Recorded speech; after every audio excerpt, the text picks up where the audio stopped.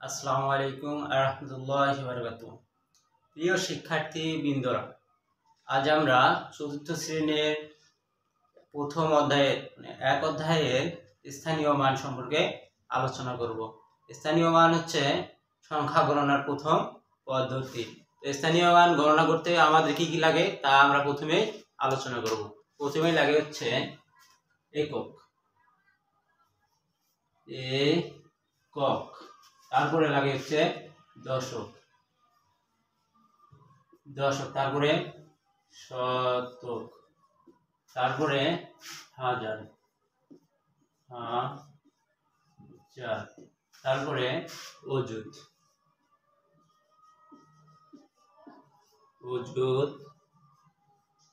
লক্ষ, তারপরে হচ্ছে নিযুত,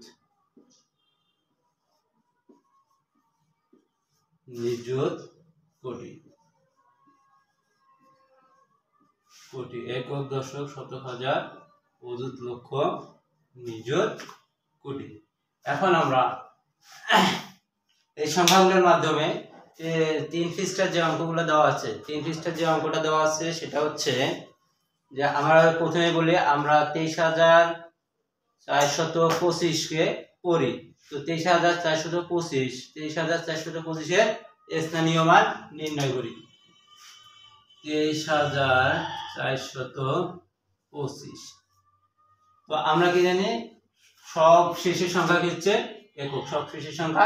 একক, তার আগের সংখ্যা হচ্ছে দশক, তার আগের সংখ্যা শতক, তার আগের সংখ্যা হচ্ছে হাজার, তার আগের সংখ্যা হচ্ছে অযুত। তো আমরা এখানে আর একটা জিনিস দেখব, একক, দশক, শতক। একক আর দশক হচ্ছে এক ঘর, শতক এক ঘর, হাজার এবং অযুত হচ্ছে এক ঘর, নিযুত এবং লক্ষ হচ্ছে এক ঘর, আর কোটি এদিকে যতগুলো আসে সবগুলো হচ্ছে দুই ঘর করে।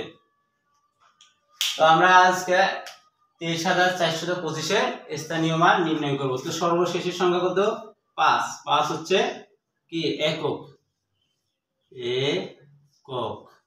এককের মান হচ্ছে শুধু 5। তারপরে 2 আমরা কোন ঘরে আছে? একক, দশক। 2 হচ্ছে দশকের ঘরে আছে, দশক। তো দশক আমরা কিভাবে লিখবো? 2 আর এবং এই সংখ্যাটা হচ্ছে 0, কারণ কি এটা হচ্ছে একক, এটা হচ্ছে দশক। তারপরে 4 হচ্ছে শতক, তাহলে কত লিখবো? 4 0 0। তারপরে 3 হচ্ছে হাজার,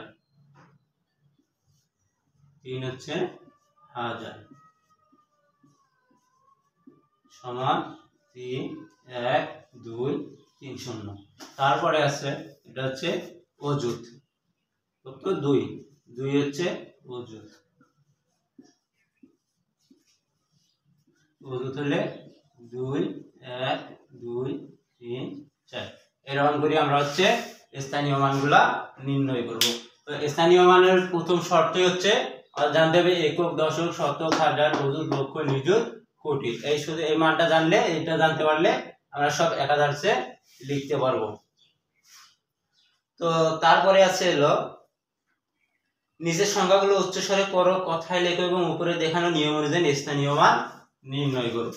উপরে দেখানো নিয়ম অনুযায়ী আমরা হচ্ছে স্থানীয় মানগুলা নির্ণয় করব। তো উপরে দেখানো নিয়ম কি আছে? এক নম্বরে আছে হলো 23 5 1 7। তাহলে এক নম্বর অঙ্কে আছে হলো 2 3 5 7 2 3 5 1 7, সরি 1 7। তো এটার হচ্ছে স্থানীয় মান নির্ণয় করতে বলছে। কিভাবে নির্ণয় করব? এটা প্রথম সংখ্যা, এটা দ্বিতীয় সংখ্যা, এটা তৃতীয় সংখ্যা, এটা চতুর্থ সংখ্যা এবং এটা হচ্ছে পঞ্চম সংখ্যা। প্রথম সংখ্যা কি আমরা লিখব?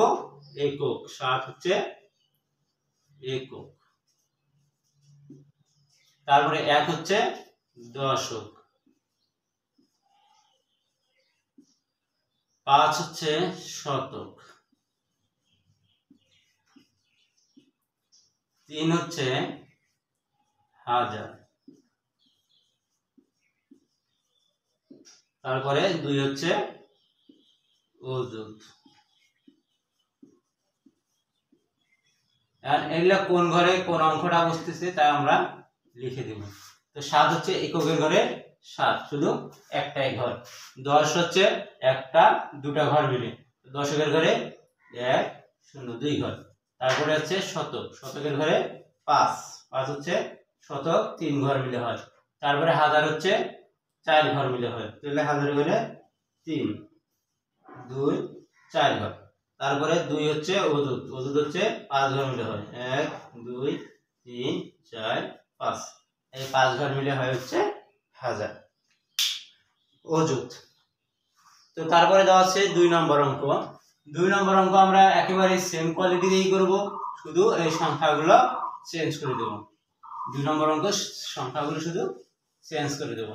তো আমরা 2 নম্বর অঙ্কটা কিভাবে করব? 2 নম্বর অঙ্ক বলছে হচ্ছে 5 0 3 2 6, 5 0 3 2 6। তো 5 0 3 2 6, 6 হচ্ছে এককের ঘরে, 2 হচ্ছে দশকের ঘরে, 3 হচ্ছে শতকের ঘরে, 0 হচ্ছে হাজারের ঘরে, আর 5 হচ্ছে অযুতের ঘরে। তো আমরা আগে নিয়মেই বসাই। 6 হচ্ছে 1 ঘর, 2 হচ্ছে দশক, দশক হচ্ছে 2 ঘর, 3 হচ্ছে শতক, শতক হচ্ছে 3 ঘর, 4 হচ্ছে হাজার, হাজার মানে 0 মানে 0, 5 হচ্ছে অযুত, 5 হচ্ছে কয় ঘর? 4 ঘর, 1 2 3 4 5 ঘর, 1 2 3 4 5 ঘর। এটা হচ্ছে মান নির্ণয়ের নিয়ম। তো তারপরে আছে হলো 3 নম্বর অঙ্ক।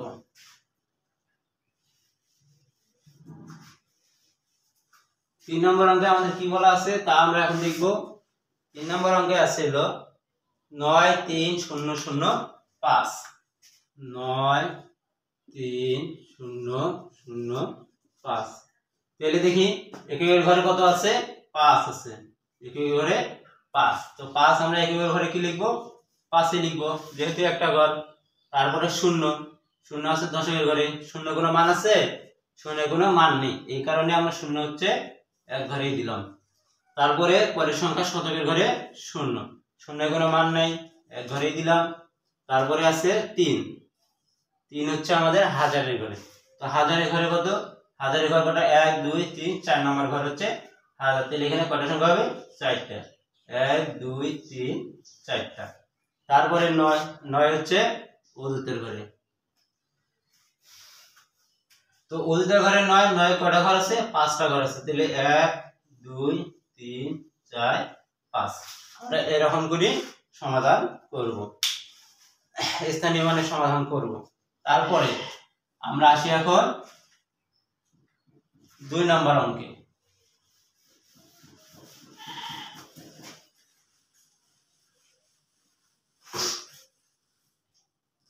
2 নম্বর অঙ্কে কি বলছে? 2 নম্বর অঙ্কে বলছিল অঙ্কে লেখো। 2 নম্বরে বলছে অঙ্কে লিখো। তো অঙ্কে লিখো কি? 57,363। 1 নম্বরে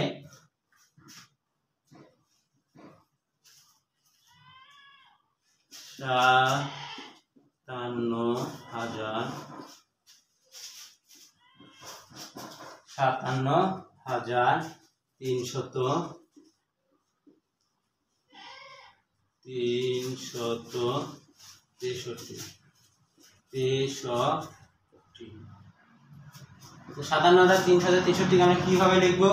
আমাদের আগে এটা গণনা করতে হবে। হাজারের ঘর 2 ঘর মিলে, তো হাজারের 2 ঘরে কত হয়? 5 আর হচ্ছে 7, 2 ঘর, হাজার শেষ। তারপরে আসতো আমাদের হচ্ছে শতকের ঘরে। শতক কত ঘর হবে? কত আছে? 3, শুধু 3। তারপর কত আছে? 63। আমরা জানি কি 2 ঘর মিলে হচ্ছে শতকের ঘর। তো 63 6 আর হচ্ছে 3, এইরকম করে। তারপরে আছে আমাদের 30,605। 2 নম্বর অঙ্কে দেখো 30,000, সরি কোথায় লিখি? 30,000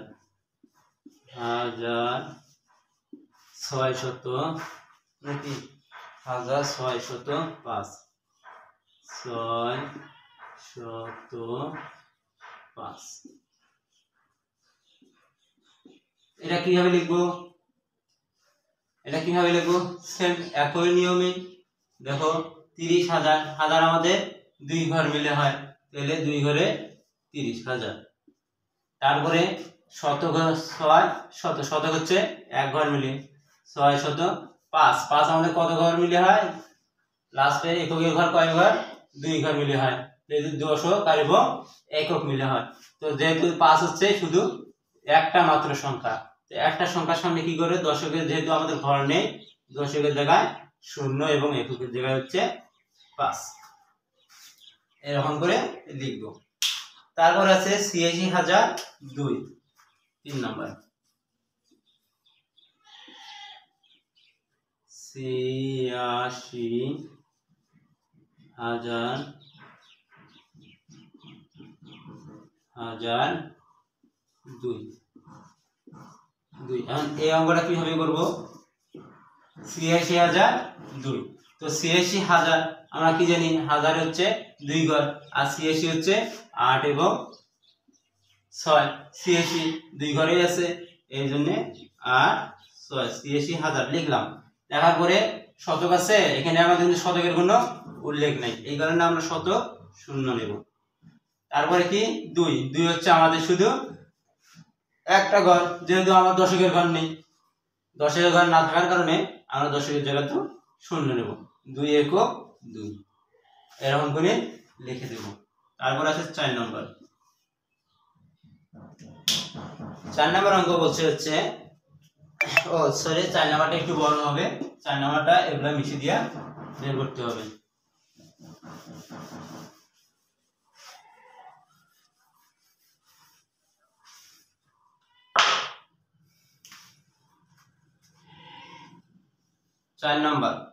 চার নাম্বার বলছে 4টি 10,000, 4টি 10,000। তারপরে বলছে হচ্ছে 9টি 1,000,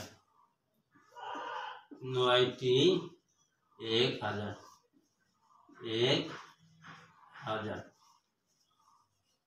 তো দ্বারা গঠিত সংখ্যা, দ্বারা গঠিত সংখ্যা। তো 4টি 10,000 এবং 9টি 1,000 দ্বারা গঠিত সংখ্যা। তো কি হবে, 4টি 10,000, এখন 10,000 কোন কিভাবে লিখবো, 10 হচ্ছে হাজার, একক দশক 10 নিচ্ছি, নেওয়ার পরে এখন হাজার কোন ঘরে, এই ঘরটাকে ধরতে হবে একক, দশক শতক হাজার, এটা হচ্ছে 10,000। তাহলে 4টি 10,000 মানে কি 40,000, 4 গুণন হচ্ছে 10,000। তারপরে যোগ, তারপরে কি বলছে 9টি 1,000, 9 গুণন হচ্ছে 1,000, একক দশক শতক হাজার, 9টি 1,000।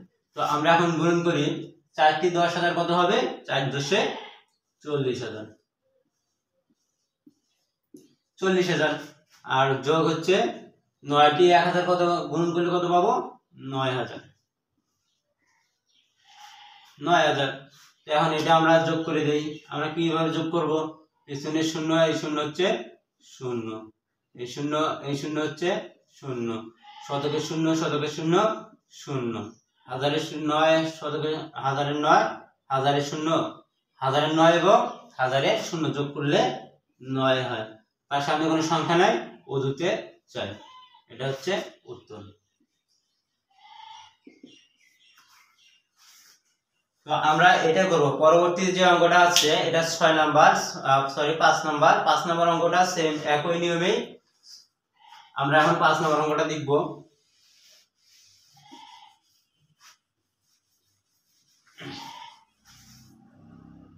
পাঁচ নাম্বার অঙ্ক আছে 6টি 10,000, 5 নাম্বার আছে হলো 6টি 10,000, 10,000, 6টি 10,000। তারপরে আছে 7টি 1,000, 7টি 1,000, 1,000। তারপরে আছে হলো 5টি 10 দ্বারা গঠিত সংখ্যা, 5টি 10 দ্বারা গঠিত